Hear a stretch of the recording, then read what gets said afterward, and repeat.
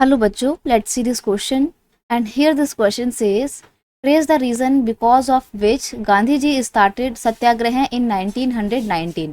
Question आपसे बोल रहा है कि 1919 में गांधी जी ने जो सत्याग्रह स्टार्ट किया था उसके पीछे का क्या कारण था। ये 1919 का सत्याग्रह गांधी जी का पहला नेशन वाइड सत्याग्रह था। हालांकि इससे पहले गांधी जी ने स्मॉल स्केल पे अपने 3 सत्याग्रह लॉन्च किए थे, चंपारण मूवमेंट, खेड़ा मूवमेंट और अहमदाबाद मिल मूवमेंट, राइट।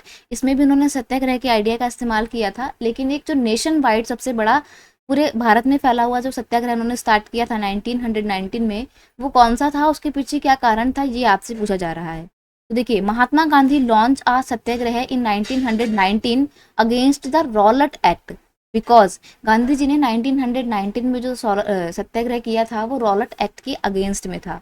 अब रॉलेट एक्ट के अगेंस्ट में क्यों किया? रॉलेट एक्ट क्या था? Rowlatt act was passed to suppress any kind of political activities against British government.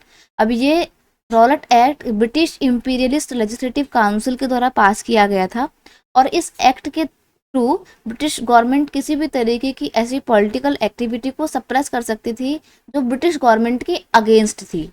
And डिटेनमेंट of people, डिटेनमेंट का मतलब होता है लोगों को जेल में बंद किया जा सकता था for up to 2 years over a suspension, सिर्फ शक के आधार पे कि वो किसी टेररिस्ट एक्टिविटीज में इन्वॉल्व है, इसलिए उसको शक के आधार पे 2 साल के लिए जेल में बंद कर दिया जाएगा विदाउट एनी ट्रायल।